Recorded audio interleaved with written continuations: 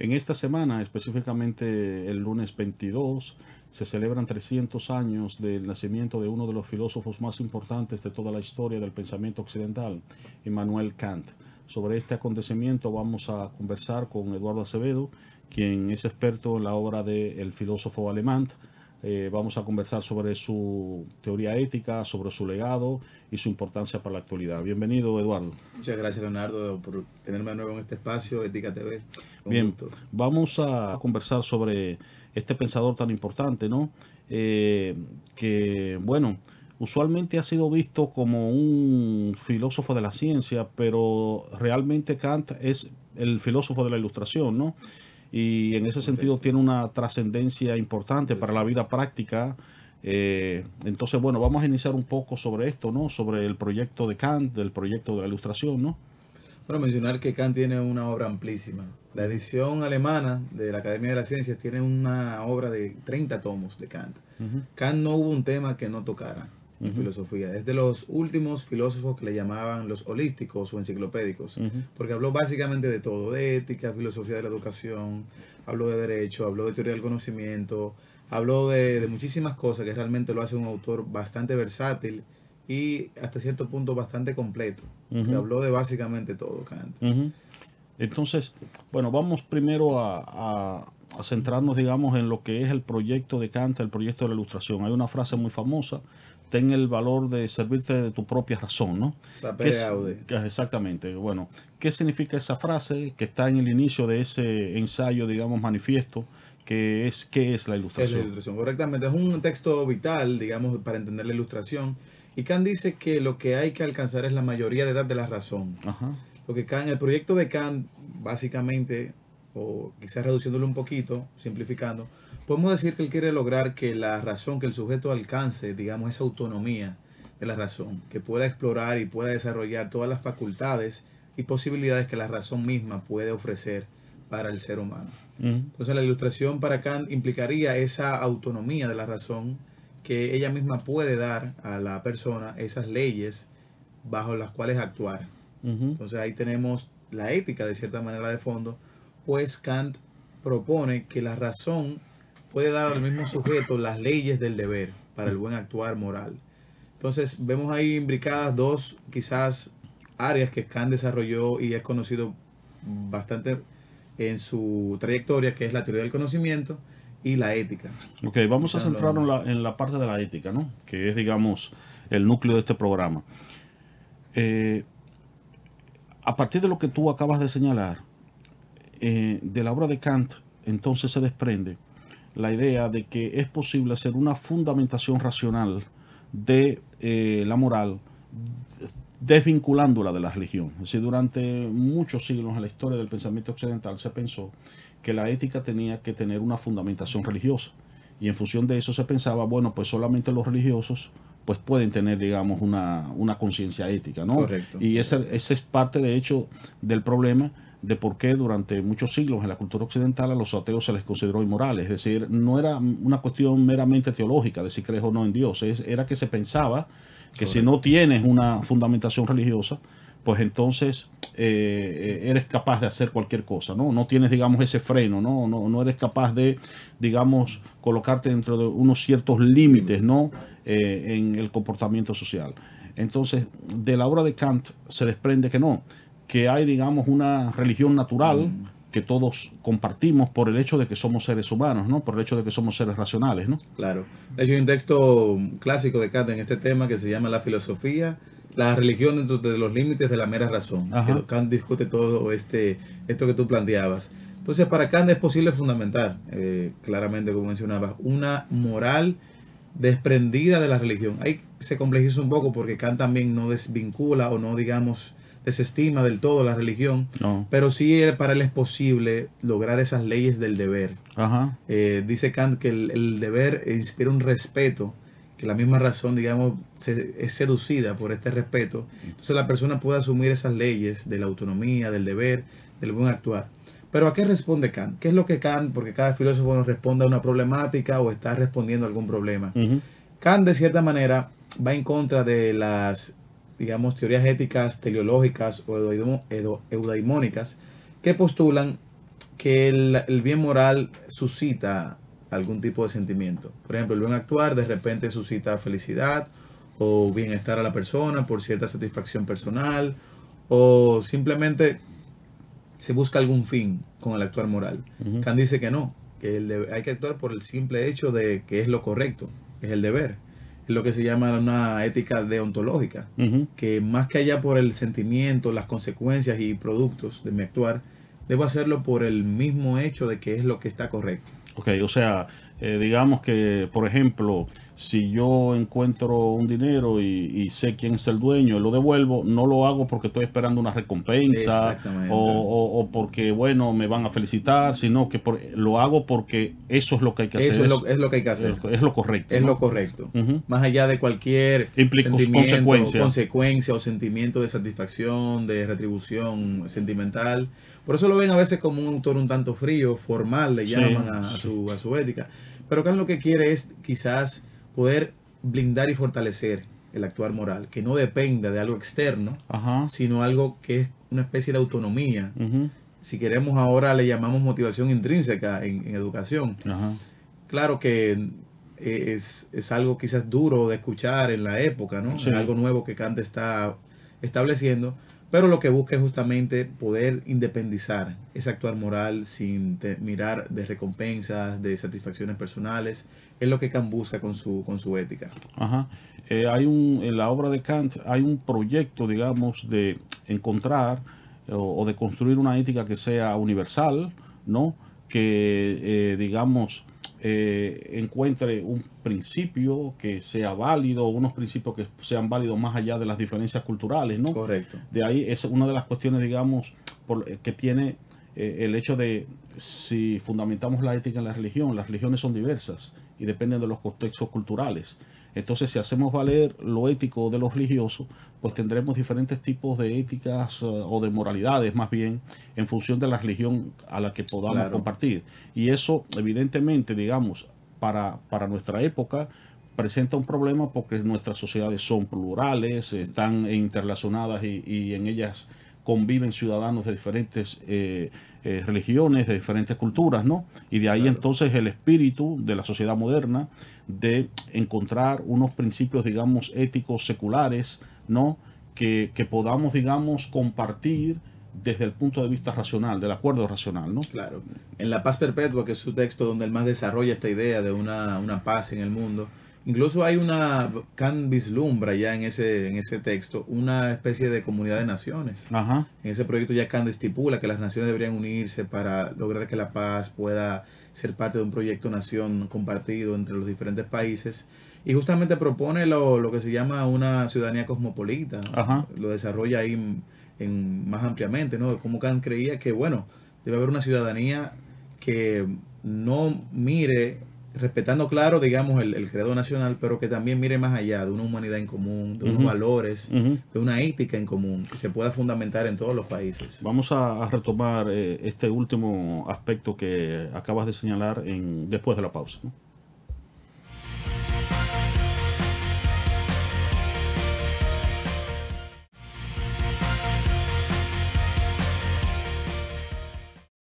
Continuamos en su espacio de Ética TV, dialogando sobre el legado ético del filósofo Immanuel Kant con el filósofo Eduardo Acevedo. En el segmento anterior, tú hablabas de ese proyecto de Kant de una comunidad de naciones, ¿no? Kant entendía que, y esa es una idea, digamos, muy, digamos, avanzada, ¿no? De que los estados modernos pues no podían resolver del todo sus conflictos internos, sus tensiones, si no terminaban estableciendo un orden internacional, una especie de confederación de naciones, ¿no? Que pudiera, digamos, vislumbrar un proyecto de paz perpetua, un ideal, digamos, difícil de conseguir, pero que era, digamos, un horizonte que podía servir como principio orientador para tratar de, digamos, evitar que se instaurara, digamos, la ley del más fuerte, ¿no? O el abuso de poder, ¿no? Claro. Claro. Sin toda la paz perpetua, Kant va hablando de las problemáticas. Kant detestaba la guerra y criticaba acérrimamente el dispendio que los estados incurrían para financiar la guerra, las cuestiones de guerra. Kant realmente creía que si tanto se invertía en cuestiones de guerra, pues se puede hacer una inversión de una confederación de naciones, como bien lo señalaba, para lograr esa paz perpetua. Y Kant desarrolla algo muy interesante que incluso desde derecho internacional.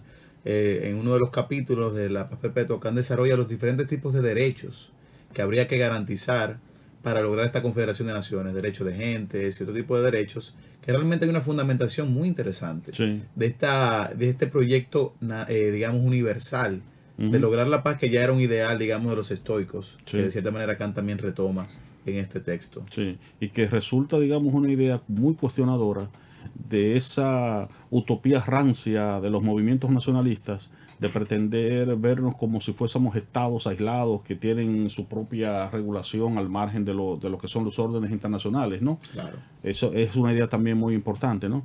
Y conectado con esta idea también, encontramos en la obra de Kant como un legado importante precisamente la búsqueda, digamos, de un principio, unos principios que sean universales, que nos permitan de una manera u otra tener unos referentes de comportamiento, ¿no? Kant es famoso por un llamado imperativo categórico, ¿no? Que nos dice, bueno, entre sus diversas formulaciones, que nunca usemos a alguien como medio, sino como fin. Como A fin ninguna en sí persona mismo. lo usemos como medio, sino como un fin en sí mismo.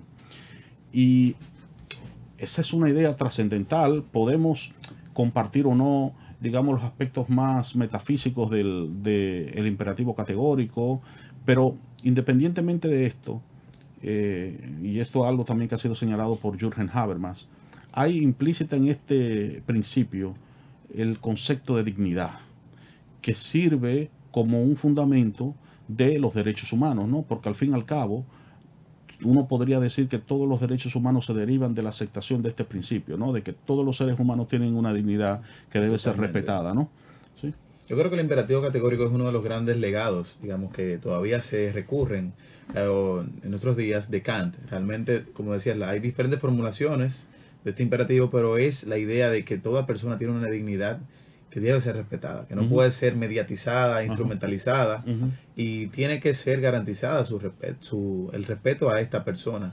De hecho, ahora en nuestros días, personas como De la Cortina, como Victoria Camps, retoman esta idea de una moral universal que, más allá de los contextos propios de una cultura, puedan servir para una moral ciudadana, universal. Y creo que es uno de los grandes legados de Kant. También el mismo Habermas y Karl Otto Appel quisieron fundamentar una especie de moral que permite el diálogo de todas las personas. Y ahí también podemos mencionar a Emmanuel Levinas. Cómo el otro o la otra puede aportar también mucho desde su propio ser. Entonces, autores como De la Cortina, Victoria Camps, Habermas y Appel retomaron a Kant para poder fundamentar cuál es el orden o las posibilidades de establecer una sociedad en donde todas las personas sean acogidas y sus derechos sean respetados. Ahí tenemos una filosofía de la comunicación de Habermas y de Appel, que para mí, porque es algo que me gusta mucho, creo que es de los grandes legados que hoy día podemos señalar de Kant, en Appel y en Habermas también. Kant sostiene que existe una insociable sociabilidad de los hombres, ¿no? Algo bastante paradójico, ¿no? Sí. Nos quiere decir con esto que los seres humanos, por una parte, somos, como diría Aristóteles, ¿no? Entes sociales, necesitamos, ¿verdad?, de la convivencia social, pero al mismo tiempo también somos seres que tendemos a satisfacer nuestras necesidades, entregarnos a satisfacer nuestras necesidades, sin querer que nos coloquen límites, ¿no? Y entonces eso evidentemente genera una tensión con los otros, ¿no? Claro. Entonces, es un poco, digamos, desde la perspectiva iluminista, el conflicto que se da entre la naturaleza y la cultura, o entre la civilización y la barbarie, ¿no?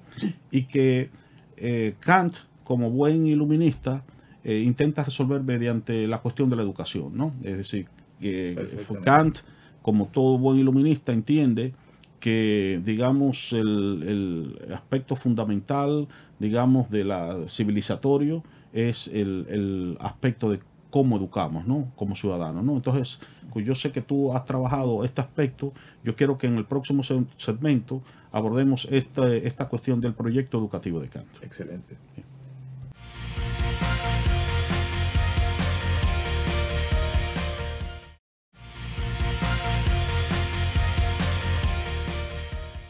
Continuamos en su espacio de Ética TV, su programa de Ética Ciudadana. En el día de hoy abordando el problema del legado ético del filósofo Immanuel Kant con Eduardo Acevedo. Eduardo, decíamos en el segmento anterior que Immanuel Kant, como buen filósofo iluminista, le da una enorme importancia al papel que juega la educación, ¿no? En ese proceso, digamos, de racionalización de la sociedad, de ordenamiento jurídico y de también, digamos, aprender a ser un agente libre, ¿no? Entonces vamos a conversar un poco sobre esto, en qué consiste este proyecto educativo. Tú hiciste una tesis sobre la educación en Kant. Correcto. Entonces vamos a abordar ese aspecto, ¿no? Ahora. Si uno leyera la crítica de la razón práctica y la metafísica de las costumbres y la fundamentación de la metafísica de la costumbre, que son los textos clásicos de la ética kantiana, realmente uno se queda corto. Como que la ética realmente no se entendería bien cómo se logra entonces, porque hablamos del deber, de la autonomía, de este comportamiento ético, pero realmente si uno lee esos textos solamente se quedaría como algo irrealizable. Uno se pregunta, bueno, ¿cómo se logra esto? La respuesta es la educación, como bien señalabas. Entonces, la pedagogía kantiana a veces del corpus kantiano está un poco quizás afuereada, no se vincula muchas veces con la ética o digamos, la teoría del conocimiento. Porque, y Kant es para mí un descubrimiento, la ética, según el mismo Kant, es algo que debe enseñarse. Ajá. Entonces, no es que es la ilustración, el texto que mencionamos al principio, que él dice que no, la mayoría de edad de la razón, que la propia persona tiene que llegar, sí, pero eso se llega a través de la mano de un maestro. Ajá. Y de un proceso educativo que tiene varias etapas. Sí, vamos, esto me interesa mucho. Porque, claro, la pregunta que a uno le surge cuando tú dices la ética debe enseñarse es ¿cómo debe enseñarse? Porque, como yo siempre he dicho, la cuestión con la ética es distinta a cómo se enseña, por ejemplo, matemáticas, ¿no? Yo siempre, me habrán escuchado que yo siempre pongo este ejemplo de que tú puedes contratar a un profesor de matemáticas para enseñarle a tu hijo, ¿verdad?, que aprenda las operaciones básicas, ¿no? Y si el profesor es competente y mi hijo no tiene problemas cognitivos, cuando el curso termine, pues mi hijo tiene que saber esas operaciones, tiene que haberlas aprendido. Correcto. Pero yo no puedo contratar a un profesor de ética y decirle, mira, cuando termine el curso que tú le vas a dar a mi hijo, yo quiero que él salga virtuoso, ¿no?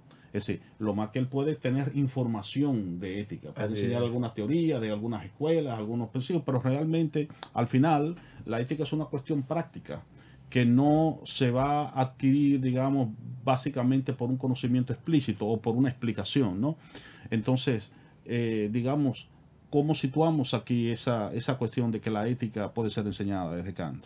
Bueno, Kant tiene varios pasos del proceso educativo. Kant le presta atención a los aspectos materiales, o sea, digamos, a cuestiones del hogar, de la comida. El entorno. El entorno que debe ser garantizado para una buena educación. Luego Kant atiende a los aspectos, más de cultura también. Kant le presta atención al tema de la música, que desarrolla la sensibilidad, a temas de también aprender a hacer, digamos, cosas prácticas. Y luego de ese proceso que Kant va señalando, llegamos a la educación moral.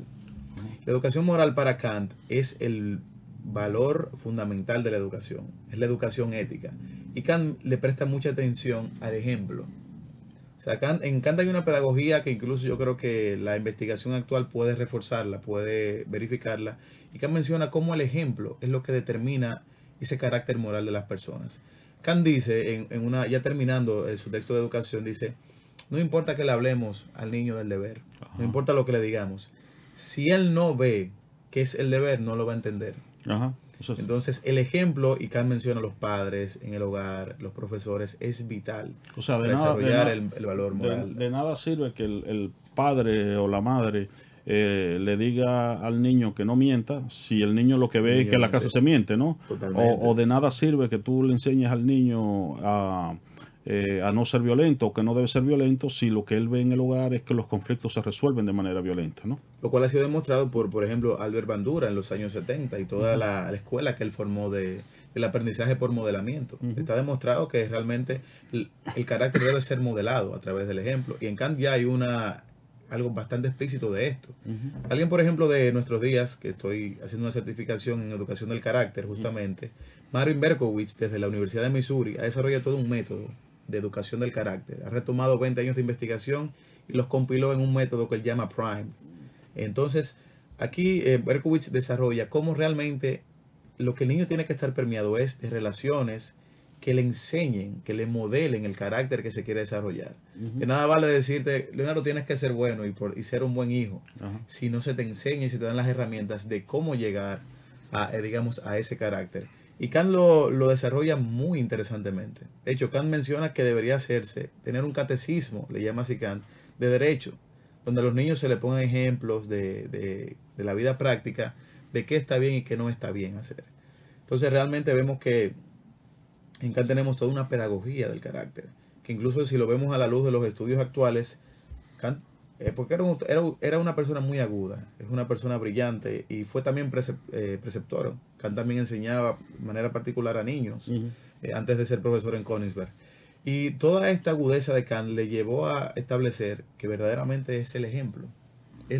Para Kant, de hecho, el carácter, el ejemplo va a ser lo supremo de poder desarrollar ese carácter.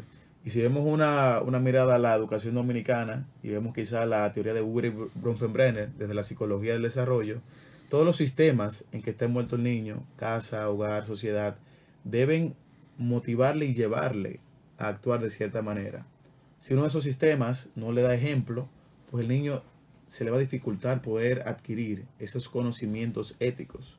Que como decía Aristóteles, y ya tú lo mencionabas, la ética, la virtud, es un conocimiento práctico. Para ser bueno hay que ser bueno. O sea, es decir, hay que practicar la bondad, la solidaridad, la justicia, hay que practicarla para poder ser. Sí, nosotros hemos insistido en este programa de que, y siguiendo esta idea aristotélica, de que al fin y al cabo la cuestión de desarrollarse como una persona de bien está íntimamente vinculado al desarrollo de unos hábitos, ¿no? Es decir, volviendo al tema de la mentira, la persona que miente no lo hace porque no tenga la definición epistemológica de qué es la verdad. O sea, no es un problema epistemológico, es que ha desarrollado el hábito de mentir, se ha acostumbrado a hacerlo. Igual que la persona que roba se ha acostumbrado a hacerlo.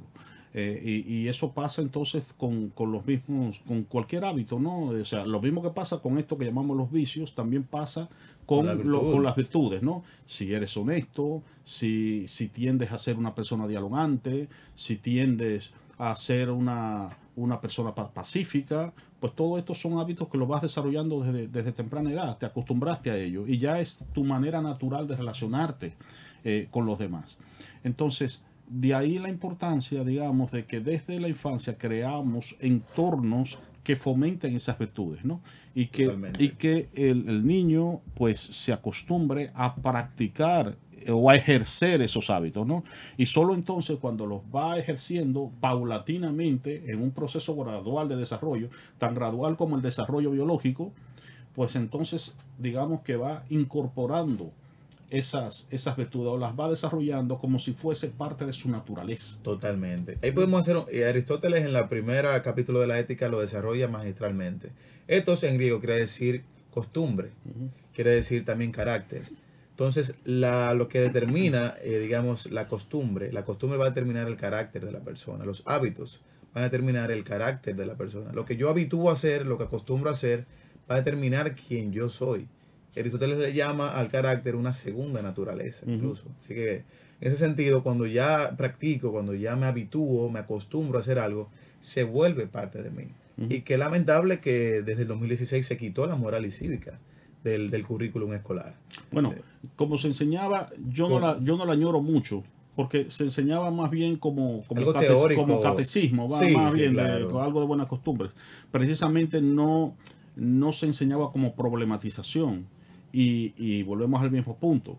Cuando tú enseñas en la escuela digamos, determinados tipos de principios o valores, pero que están desvinculados totalmente del entorno, pues entonces esa enseñanza contradictoria al final no nos lleva a producir, digamos, un fomento de la virtud. Si volvemos a lo mismo, si el niño o la niña en la escuela escucha que no se debe abusar de nadie, pero lo que él ve en la calle es que el que tiene el poder abusa, entonces, bueno, está claro, esa es la cuestión.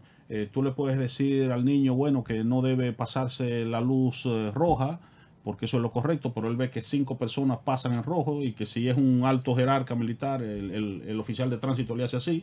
Entonces, bueno, ¿qué es lo que está aprendiendo? Que el que tiene, que al final el que tiene el poder puede hacer lo que le da la gana. Eso es lo que va interiorizando, ¿no? Entonces, ese es el gran daño que le hacemos a una sociedad cuando no se crea un entorno educativo, ¿no?, que fomente esto, o cuando creemos que podemos, digamos, fomentar las virtudes solamente sobre la base de legislar, que es otra cuestión. El legislar es evidentemente un aspecto fundamental claro, en el comportamiento de una sociedad. El que haya un régimen de consecuencias, como se dice popularmente. Pero al fin y al cabo, todo esto tiene también que complementarse con el desarrollo de una conciencia moral, ¿no? Totalmente. Y ahí es donde entra entonces ese papel de la educación práctica, ¿no? Y también Kant señala que lamentablemente el Estado a veces gasta mucho en cuestiones de guerra. Sí. Y lo asocia, digamos, hasta cosas corruptas, dice sí. Kant. Cuando realmente toda esa inversión debería hacerse en temas educativos, que lamentablemente en nuestro país se ha hecho una inversión cuantiosa últimamente, pero no se han visto esos resultados esperados de ese 4% que se ha invertido en la educación.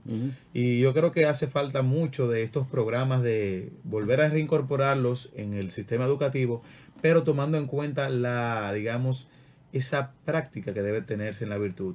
De hecho, Berkowitz, que es uno de los especialistas en educación del carácter, dice que enseñar a los niños de virtud es el tercer paso. El primer paso empieza con los directivos. El segundo paso con la cultura escolar. Y luego que los directivos y los profesores están imbuidos de estas relaciones sanas, saludables, éticas, luego se le puede enseñar a los niños la ética. Y en Kant lo menciona. Kant dice que los padres y los profesores son determinantes para que el niño pueda aprender el deber. Y en Kant es muy bonita esa parte cuando él dice, no importa lo que tú les hables del deber, no lo va a entender si no puede verlo, presenciar qué es el deber. Muy bien, bueno, se nos ha acabado el tiempo, Eduardo.